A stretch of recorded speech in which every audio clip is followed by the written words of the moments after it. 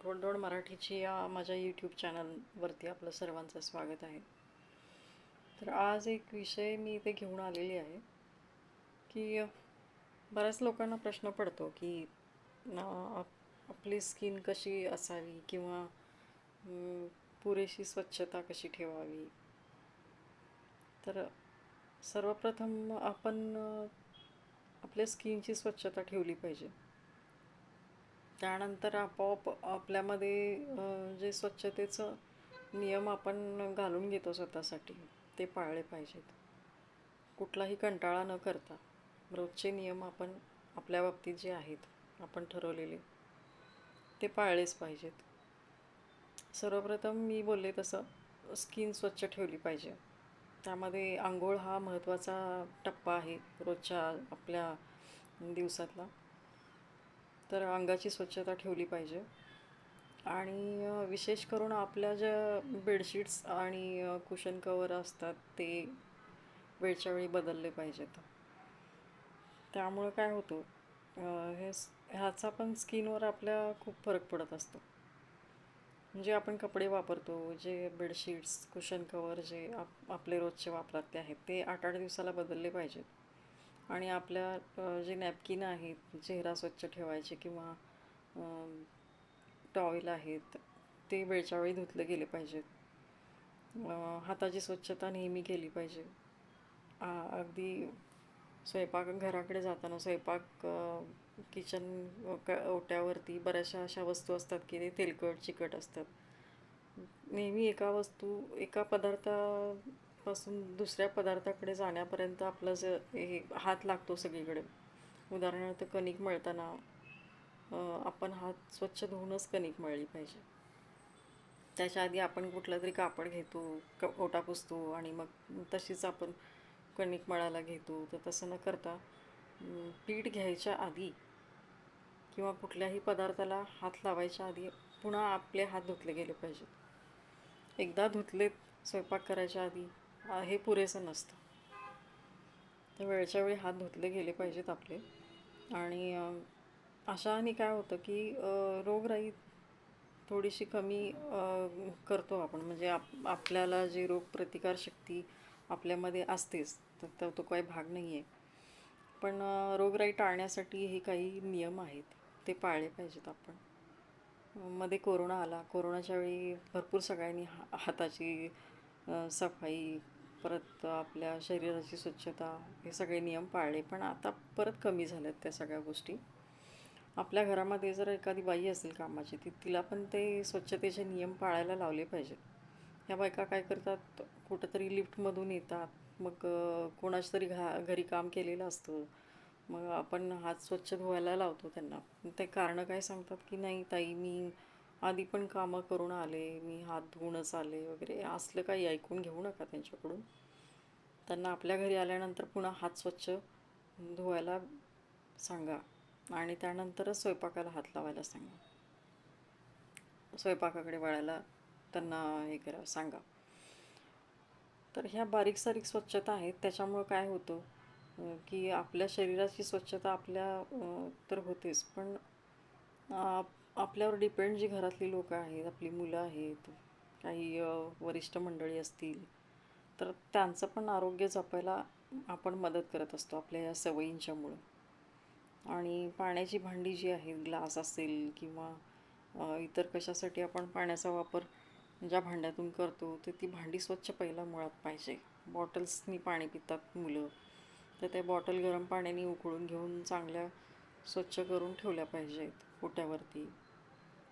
तर हे काही नियम आहेत. आणि प्रश्न राहिला स्किनचा, तर स्किनची स्वच्छता ही टोटल वेगळी आहे. तर असं मॉइश्चरायझर भारी भारीतले किंवा असं मेकअपचं साहित्य खूप सारं लावलं आहे आणि ते काढलंच नाही त्याच्यामुळे पण स्किनला टॅनिंग वगैरे असं होतं आणि काळवंटे त्वचा. तर तो एक भाग झाला. रोजचा आपला स्किन मेंटेन करण्याचं जी पद्धत आहे ती कशी पाहिजे की आपला हात चेहऱ्याला वारंवार न लागता हात स्वच्छ असलेच पाहिजेत. बऱ्याचदा काही अंशी आपले हात नेहमी असे कुठंतरी जाता येता आपण काहीतरी उचलतो, ठेवतो. तर त्याला पण धूळ असते, त्याला पण किटाणू असतात काहीतरी, वस्तूंना ते काहीतरी धूळ असते. तर ती चेहऱ्याला लागली जाते. त्यामुळं वारंवार चेहऱ्याला हात लावू नका विनाकारण. काहींना अशी बसायची सवय असते. पण त्याच्या आधी तुम्ही कुठली वस्तू बाजूला ठेवलेली आहे उचलून, ते आपल्या लक्षात येत नाही. त्याला किती धूळ असते किंवा त्याला किती काय काय प्रकारच्या आपण कुठल्या कुठल्या ठिकाणी वस्तू ठेवून परत ती आहे त्या जागेला गेलेली असते.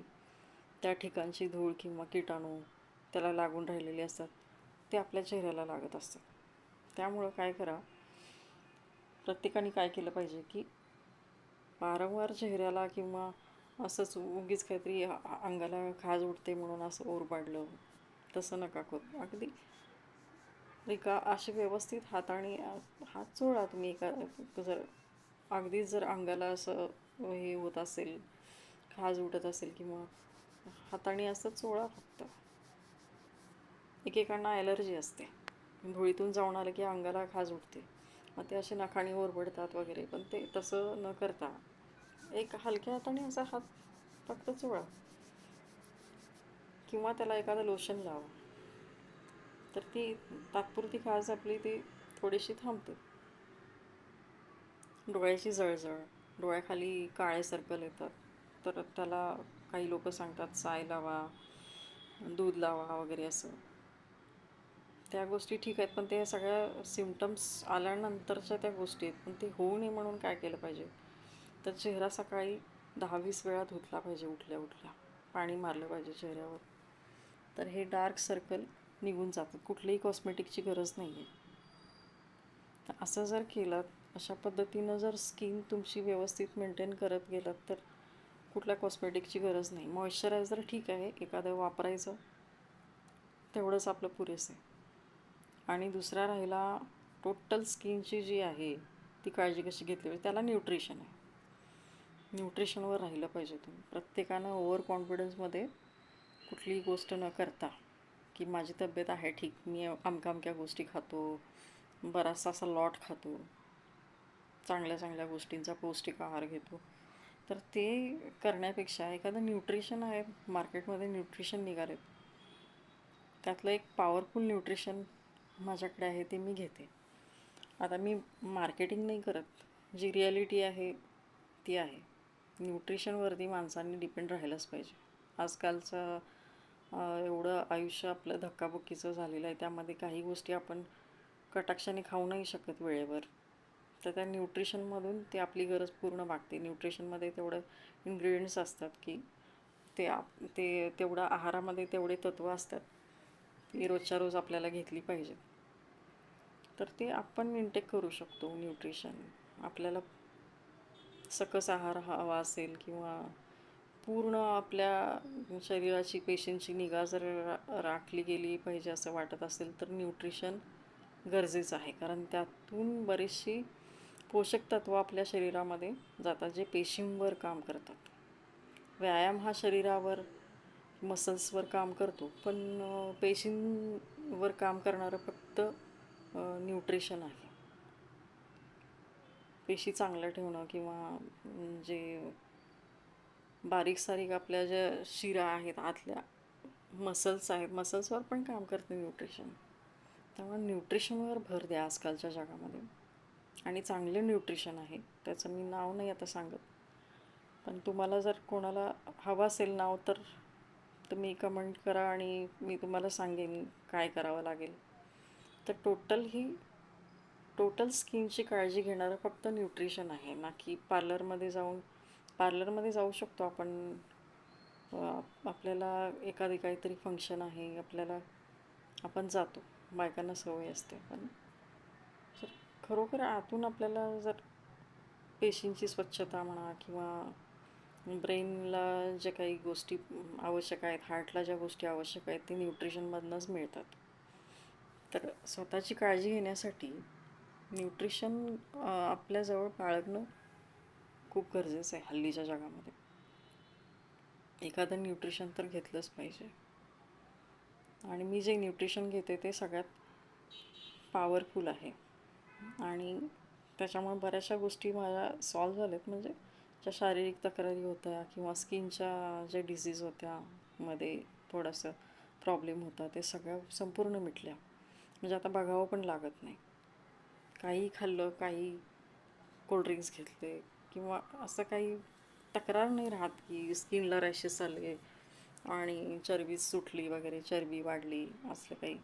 कारण तुम्ही एकदा तरी सकस आहार घेताच ना दिवसभरात न्यूट्रिशनच्याद्वारे, तर दिवसभर तुम्ही काही खाल्ला किंवा तुम्हाला काही खावंसं वाटलं तर तेवढं निभावून जातं. कशी वाटली माहिती कमेंटमध्ये कळवा आणि जर न्यूट्रिशनची माहिती पाहिजे असेल तर मला कॉन्टॅक्ट करा. डिस्क्रिप्शनमध्ये नंबर दिलेला आहे.